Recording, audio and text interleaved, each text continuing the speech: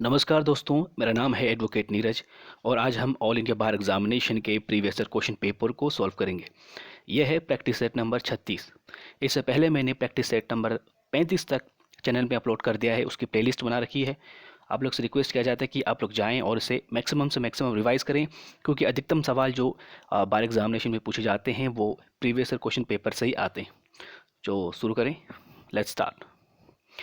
पहला सवाल ये है कि अगर किसी व्यक्ति का नाम गैर कानूनी तरीके से काट दिया जाता है तो उसको जो इंटरप्रेट किया जाता है वो गैर कानूनी तरीके से नहीं किया जाना चाहिए, ये गलत इंटरप्रेट नहीं किया जाना चाहिए।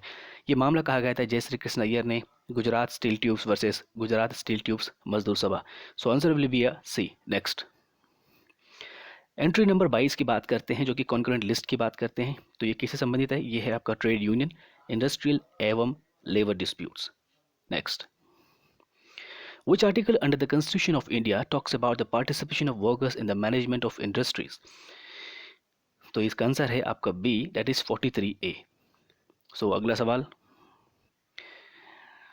इनमें से कौन सा मामला काफ़ी पॉपुलर मामला है और इसे सोलिसिटर केस के मामले के संबंधित में जाना जाता है? तो इसका आंसर है आपका national union of commercial employees versus industrial tribunal Bombay. Next,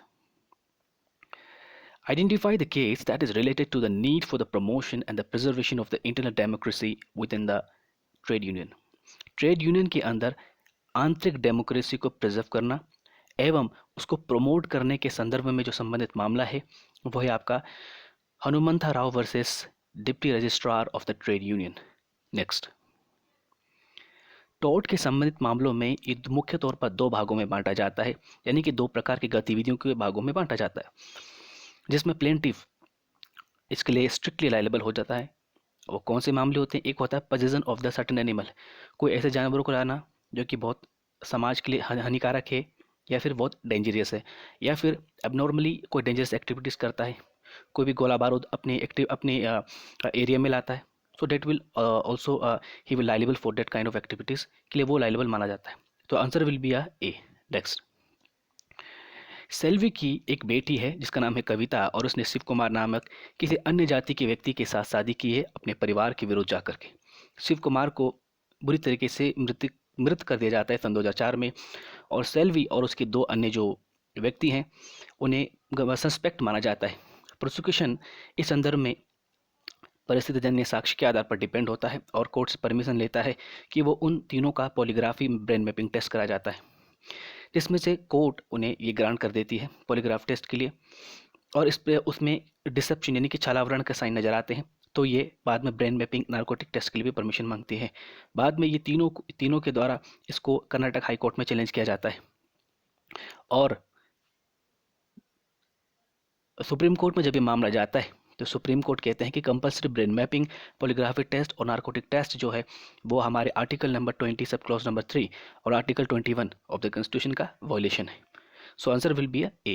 next, according to article 71, अगर कोई भी डिस्प्यूट प्रेसिडेंट या वाइस प्रेसिडेंट के इलेक्शन से संबंधित मामले हैं तो इनको कौन डिसाइड करता है? उनको करता है हमेशा supreme court. Next, water prevention and control of pollution act 1974 क्या चीज़ रेगुलेट करता है? कोई भी हैजार्डस पोल्यूटेंट जो कि किसी भी पानी, किसी भी सरिता, किसी नदियों में बहाया जाता है, तो उसके संदर्भित मामला है ए। सुप्रीम कोर्ट ने कहा था कि नॉइस पॉल्यूशन जो कि एक परमिसेबल लिमिट होता है, अगर उसके बियॉन्ड जा कर के और जिसे जो कि सहनीय नहीं है, तो इस प्रकार के नॉइस के लिए वो अगर डायरेक्ट रिजल्ट प्रोड्यूस करता है, और भले ही ये मामला किसी रिलीजियस एक्टिविटी से हो या धार्मिक गतिविधियों से हो, तो इस संदर्भ में संबंधित मामलों जो कहा गया था Church of God Full Gospel India versus K R Majestic Colony Welfare Association. Next, Supreme Court ने ये ऑब्जर्व किया है कि अगर कोई भी एंटरप्राइज किसी ऐसे हैजर्डस और इनहेरेंटली डेंजरस एक्टिविटी में इन्वॉल्व है और परिणाम स्वरूप इससे कोई एक्सीडेंट हो जाता है, और जिसके परिणाम स्वरूप अगर कोई भी इसके लिए अगर कोई भी किसी प्रकार का एक्सीडेंट इन्वॉल्व हो जाता है, तो उसके लायबिलिटी केवल इंटरप्राइज होता है।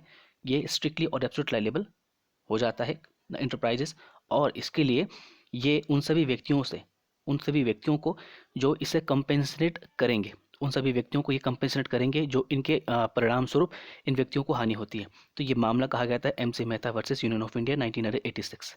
नेक्स्ट, आर्टिकल 48A और आर्टिकल 51AG को इंसर्ट किया गया था कॉन्स्टिट्यूशन के by constitution 42 amendment act 1976। Next, according to environmental protection act 1986, environmental pollutant का मतलब क्या होता है? कोई भी एक सॉलिड, लिक्विड या फिर कोई भी गैसेस पदार्थ जो कि इस प्रकार के कंसंट्रेशन पे मौजूद होते हैं जिससे इन्वायरमेंट को नुकसान होता है या होने की संभावना होती है।